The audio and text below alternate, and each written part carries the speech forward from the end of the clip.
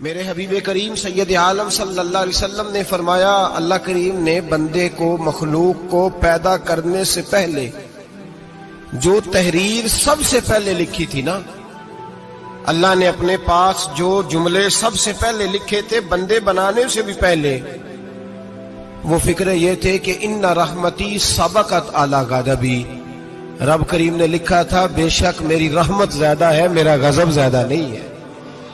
اس نے لکھا تھا کہ میری رحمت ہمیشہ میرے غضب پر غالب رہے گی، غلبہ رحمت کا ہے۔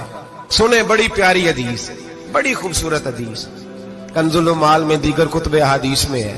حضرت ابو ہریرہ رضی اللہ تعالیٰ عنہ فرماتے ایک بابا جی نبی پاک کی بارگاہ میں آئے، اور جب وہ واپس جانے لگے تو میں نے عمر پوچھی تو عمر تھی 96 سال۔ کہتے ہیں بزرگ جب آئے نا تو یہ بھویں جو ہے نا ان کی سفید ہو کے تو یوں آنکھوں پہ آ گئی، بڑی چھڑی بابا جی نے پکڑی ہوئی اور دونوں ہاتھ پکڑ کے نا چھڑی کے اوپر جھکے ہوئے ہیں ایک جانب، قربان جاؤں۔ کہتے ہیں جب وہ بزرگ مسجد میں داخل ہوئے تو میرے رسول نے کھڑے ہو کے استقبال فرمایا، کھڑے ہو، اور نبی کریم صلی اللہ علیہ وسلم نے آگے بڑھ کے بابا جی کو بازو سے پکڑا اور بٹھایا۔ حضور بیٹھ گئے، کہا بزرگوں کیسے آئے ہو؟ تو کہتے ہیں وہ بابا جی بات کرتے تو آنکھ کھول کے پہلے حضور کا چہرہ دیکھتے، پھر وہ بات کرتے تو ان کے لب و لہجے کے اندر بڑی پریشانی، بڑی تکلیف، بڑی مایوسی۔ عرض کرنے لگے یا رسول اللہ، حضور زندگی ساری گناہوں میں بیت گئی ہے، حضور غلطیاں ہی غلطیاں، یاد ماضی عذاب ہے، یا رب چھین لے مجھ سے حافظہ میرا۔ اے اللہ کے رسول بڑی لمبی فہرست ہے، پاپ ہی پاپ ہے، کالے سیاہ دفتر ہے۔ یا رسول اللہ صلی اللہ علیہ وسلم جب پلٹ کے دیکھتا ہوں حضور مجھے نیکی دکھائی نہیں دیتی۔ حضور اس عمر میں آپ کا ایک صحابی ملا ہے، اس نے بات سمجھائی ہے تو تھوڑا خیال آیا ہے، لیکن یا رسول اللہ صلی اللہ علیہ وسلم اب میرا وجود بیکار ہو گیا ہے، حضور بوڑھا ہو گیا ہوں۔ تین باتیں کہیں بزرگوں نے اور نرالی کہیں، کہنے لگے یا رسول اللہ صلی اللہ علیہ وسلم، حضور اب تو میری کمر بھی سیدھی نہیں ہوتی کہ میں نماز ہی صحیح ادا کر سکوں، بوڑھا ہو گیا ہوں۔ یا رسول اللہ صلی اللہ علیہ وسلم اب میرے اندر طاقت نہیں کہ میں محنت مزدوری کر کے صدقے اور خیرات دے سکوں۔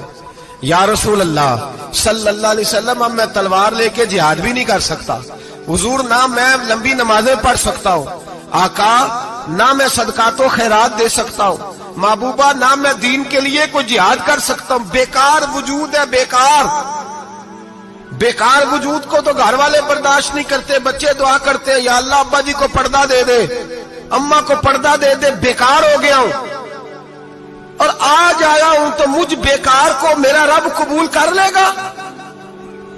آج کلمہ پڑھوں تو بیکار ہوں، کسی کام کا نہیں، نہ نماز نہ صدقات نہ جہاد، قبول کر لے گا؟ حضرت ابو ہریرہ فرماتے ہیں جیسے برسات میں بارش کی جھڑی لگتی ہے، یوں مصطفیٰ کی آنکھوں سے جھڑی لگ گئی، حضور کھل کے روئے، کھل کے۔ اور میرے حبیب پاک نے فرمایا بزرگوں بڑے مجاہد ہیں، دین کے لیے جہاد کرنے والے بڑے ہیں، رب کریم کو آپ کی تلوار کی اتنی حاجت نہیں، اور فرمایا اس کے خزانے کوئی خالی تو نہیں کہ آپ ہی گویا صدقہ دیں گے تو بھرے جائیں گے، اور فرمایا پھر رب کریم کی شان میں اضافہ نہیں کرتی عبادتیں، وہ تو بندے کو نفع دیتی ہیں۔ میں بزرگوں نہ آپ جہاد کریں، نہ آپ صدقات دیں، لا لمبی نمازیں پڑھیں، آپ صدق دل سے آ جائیں، اللہ کے رسول کا وعدہ ہے رب آپ کو بغیر حساب کتاب جنت عطا فرما دے گا۔ آنا تو شرط ہے کہ نہیں؟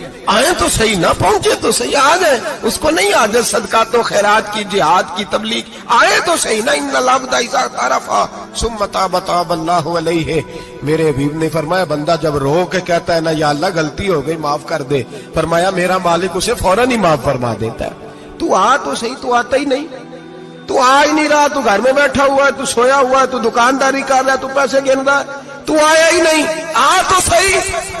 بلکہ میرے نبی پاک فرماتے ہیں جب اللہ پاک کا بھاگا ہوا غلام آتا ہے پھر تو اللہ زیادہ راضی ہوتا ہے، پھر تو اللہ زیادہ راضی ہوتا ہے، زیادہ راضی ہوتا ہے، تو آ تو صحیح، پاس تو صحیح۔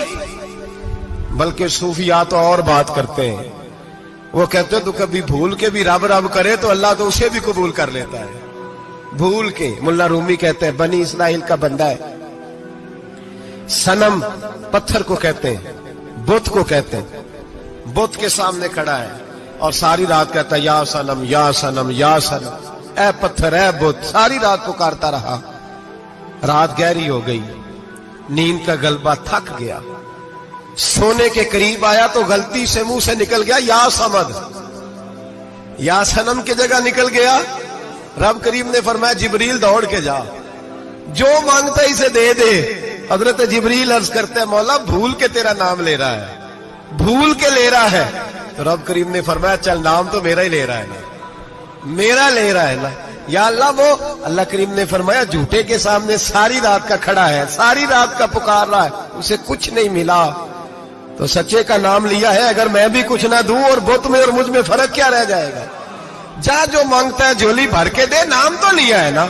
ओ भाई तू बहाना तो बना ना, ओ आ तो सही ना, तू यहां आ जा, पहुंच जा, आ जा, बस बैठ जा, उसकी बारगाह नाज में हाजिर तो हो ना। तुझे फुर्सत ही नहीं, तू यारों के लिए टाइम निकालता है, बाजारों के लिए टाइम निकालता है, गलियों के लिए टाइम निकालता है, चौकों चौराहों के लिए टाइम निकालता है, हफ्ते में एक दिन होटलिंग के लिए भी जाता है, लेकिन कभी छुप के दो नफलों की तुझे तौफीक नहीं होती। और मैं कई दफा कह चुका हूं, जिस बंदे को बगैर इबादत के रिज़्क ज्यादा मिलने लग जाए उस पर आजमाइश होती है रब करीम की।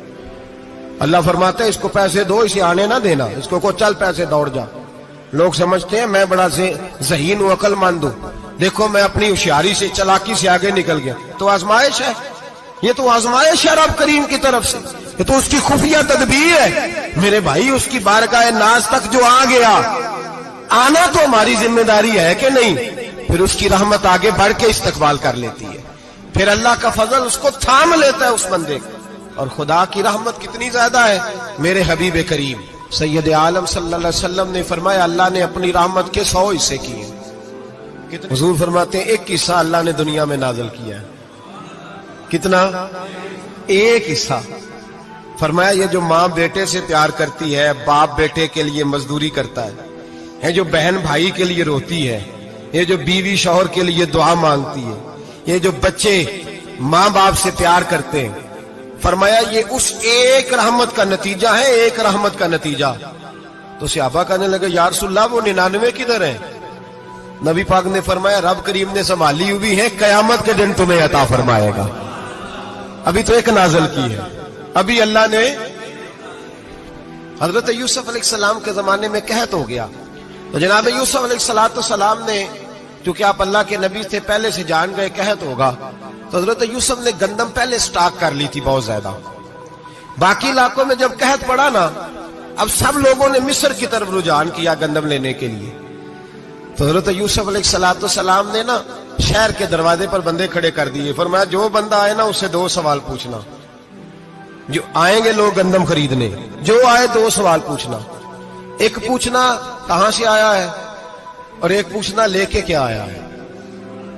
एक पूछना, समझ आ रही है बात की, और दूसरा पूछना कि लेके सोना लेके आया है, चांदी गंदम खरीदनी है तो क्या चीज लेके आया है, कि नगद पैसे लाया है, ये पूछ लेना।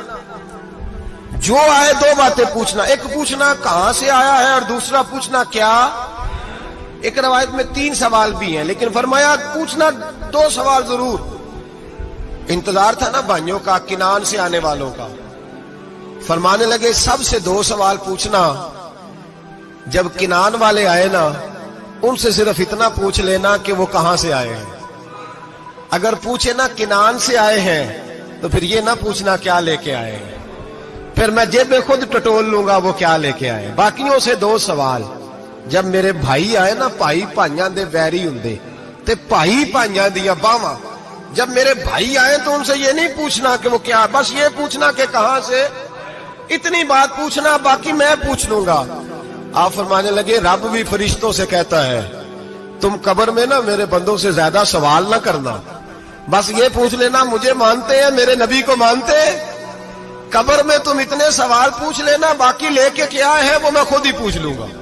फरिश्तों के सामने रब करीम अपने बंदे को बेआबरू करना, बस तू ये बता दे अल्लाह रसूल को मानता है कि नहीं।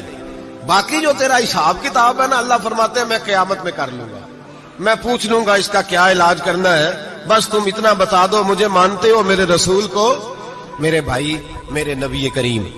علیہ السلام فرماتے ہیں جو بندہ توبہ کرنے والا تھا، اللہ کی بارگاہ میں آنے والا تھا، بار بار توبہ کرتا تھا، احساس رہتا تھا، اسے احساس تھا، آیا کرتا تھا، پھر بھی غلطیاں ہو گئی، قیامت کے دن رب کریم اپنے فضل کی چادر اس پہ ڈالے گا، فضل کی چادر ڈالے گا، اور رب کریم اس سے پوچھے گا یہ گناہ کیا تھا؟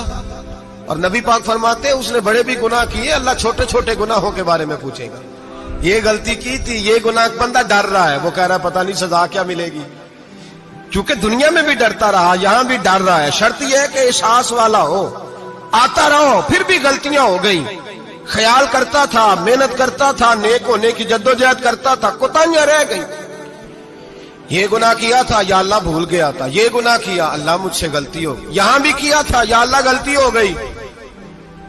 نبی پاک صلی اللہ علیہ وسلم فرماتے ہیں چھوٹے چھوٹے گناہ اللہ دکھا رہا ہے اور اسے کہہ رہا ہے یہ کیا تھا، مانتا جا رہا ہے۔ رب کریم فرماتا ہے پتہ ہے میں تیرے ساتھ کیا کرنے والا ہوں؟ ٹانگیں کانپ گئی، یا اللہ پتہ نہیں۔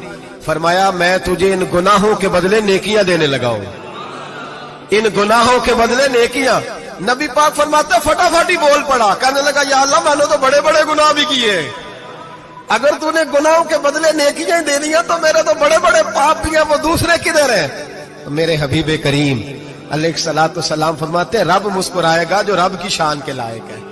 اللہ فرمائے گا تیرے دل میں احساس تھا، تو آیا کرتا تھا، تو توبہ کرتا تھا، تو میری بارگاہ ناز میں آتا تھا، پتہ تیرے اوپر چادر کیوں ڈالی ہے؟ یا اللہ نہیں، فرمایا میں تجھے اپنی رحمت کی چادر میں چھپا کے جنت میں داخل کرنا چاہتا ہوں۔ میرے بھائی تو آ تو صحیح، تو پہنچ تو صحیح۔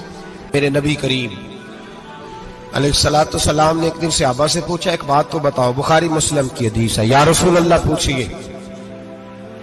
نبی پاک صلی اللہ علیہ وسلم نے فرمایا اگر کوئی آدمی صحرا میں سفر کر رہا ہو، بہت بڑا صحرا ہو، اونٹ پر اس کا سفر ہو اور اس نے اونٹ پر کھانے پینے کا سامان باندھا ہو، پیسے بھی رکھے ہو، پانی بھی رکھا ہو، تھک گیا سفر کرتا کرتا، درخت کی ایک ٹہنی کے ساتھ اونٹ کی نکیل باندھی اور درخت کے نیچے لیٹ گیا آرام کرنے کے لیے۔